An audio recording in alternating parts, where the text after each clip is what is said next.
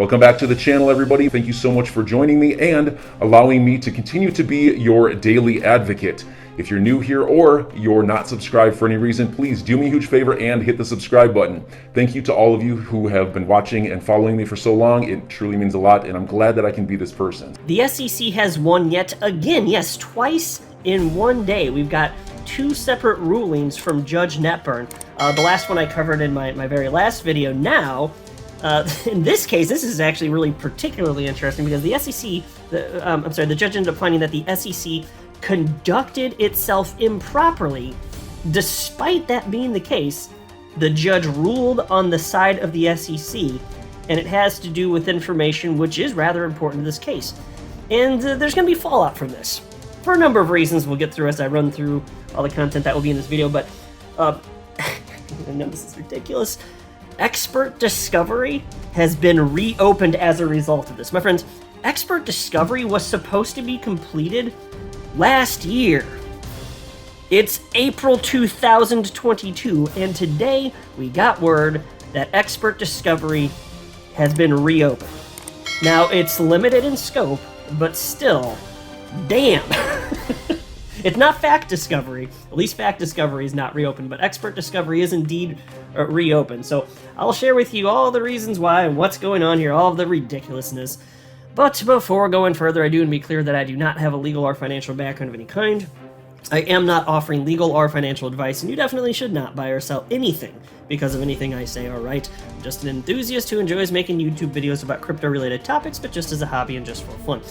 Shout out to James Filan, XRP community member and attorney, who shared the most recent legal filing, and I did, hear this, got some dead trees in my hands. I highlighted a couple parts that I found to be particularly interesting, including the part where the judge notes that the SEC conducted itself improperly, which is a direct quote. So what's actually being covered here? Well, there was a report that was created by a Dr. Metz.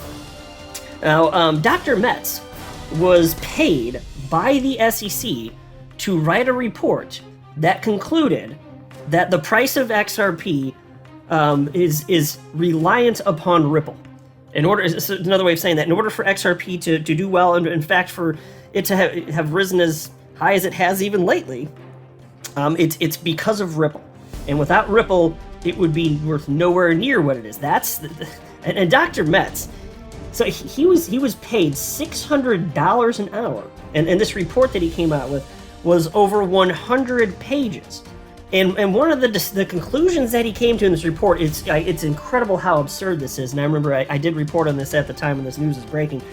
He actually argued that if not for XRP, I'm sorry, I said that wrong. If not for Ripple, the price of XRP would barely have ever gone above 2 cents.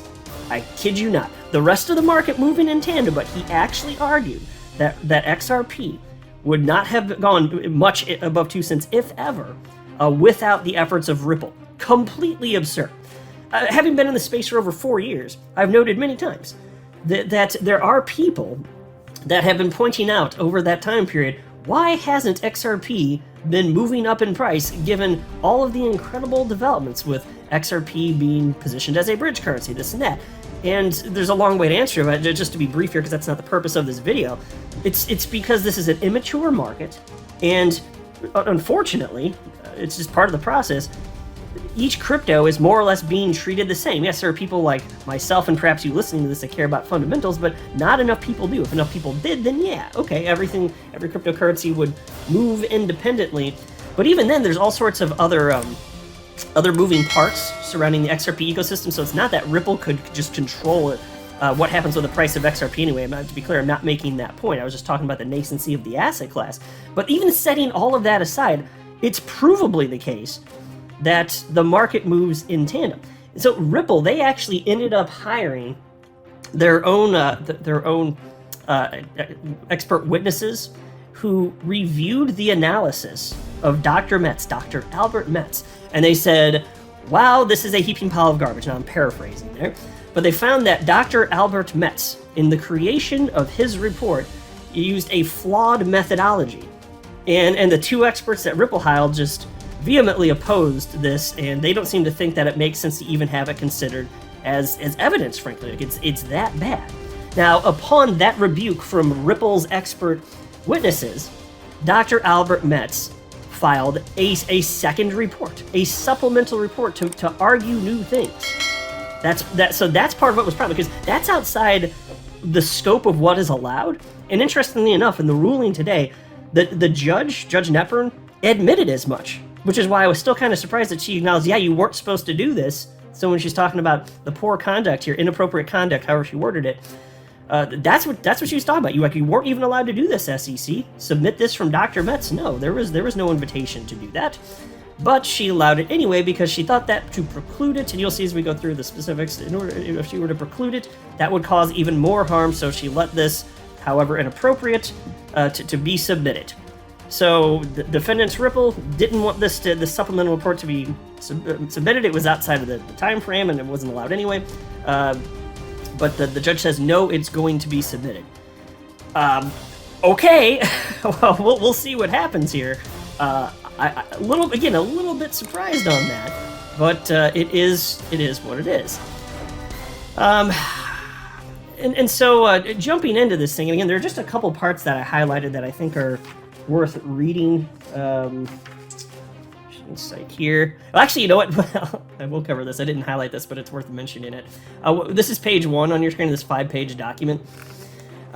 Notes here, I don't need to read this, but I do want to note what's on the first page. Expert discovery was originally to end August 16th, 2021. August 16th, 2021, and then that was extended.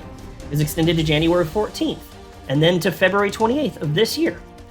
And now it's extended yet again. I believe it's May 13th of this year. Extended yet again. It's just ridiculous.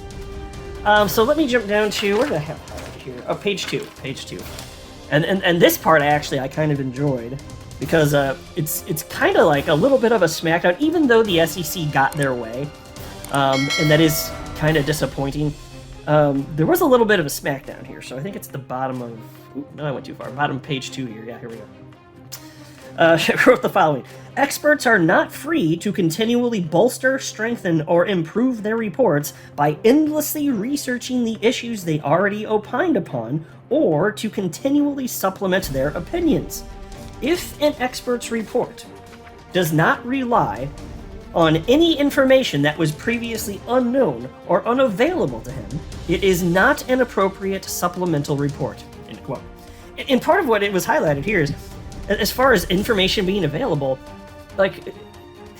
so what happened was, Dr. Metz addressed stuff, the points that were brought up by the two expert witnesses hired by Ripple, but all of the points that were covered there, had Dr. Metz wanted to, he could have discussed those, not knowing necessarily what the rebuke would have been from this dude. That's not the point. Information available, the points being made, he actually could have cited those. He could have talked about those topics, and he ended up not doing it. So then for him to come back and say, okay, well, here I want to add some information, the judge actually made clear in this report that she actually doesn't find that particular part of the argument to be compelling, but it wasn't enough to sway her to go in another direction. And then if we go down to page 4, where are we? Here we go. Here's page 4. I'm going to cover just the bottom portion of this. Judge Netburn wrote the following. Overall, given the harshness of preclusion, I decline to strike Dr. Metz's supplemental report. Instead, expert discovery is reopened until May 13th, 2022 for the limited purposes of, number 1, redeposing Dr. Metz regarding the analysis of his supplemental report limited to 4 hours, and number 2, at defendant's discretion, filing a supplemental report responding to the new analysis. However, the SEC has conducted itself improperly by serving an unauthorized supplemental report on the last day of discovery. Yeah, pause, I didn't mention that until this point. That second extension of expert discovery, because again, it was originally August, then January, and then February. Well, this report was submitted on the last day of that section, the second extension of expert discovery. The very last day. That's like a trend with the SECs. Do everything last minute. Like when Jay Clayton's on his way out the door, let's go ahead and let's sue Ripple. But did he wake up that morning and flip a coin? Tails, we sue Ripple. Heads, we don't. Did he wake up and say something like that? I'd love to do this crap last minute here. Anyway, and then she also wrote, accordingly, pursuant to Rule 37 in the court's inherent powers, the SEC is ordered to pay defendants reasonable expenses in filing their motion to strike and redeposing Dr. Metz. The parties' prior agreement that each side shall cover the cost of their own expert's time shall control. Accordingly, the SEC shall also cover the cost of Dr. Metz's time. So there you go. Not only is witness the discovery here, this process reopened, they're going to have to redepose Dr. Metz, so he's going to have to speak under oath again, and he's going to have to be paid for that.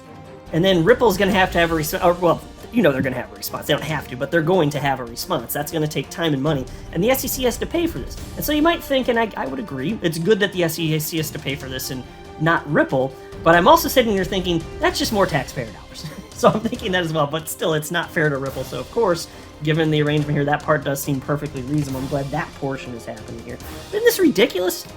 To have that portion of Discovery reopened, back to having Dr. Metz deposed, having to write up new reports and all this, and just to tear back down with Ripple's expert witnesses.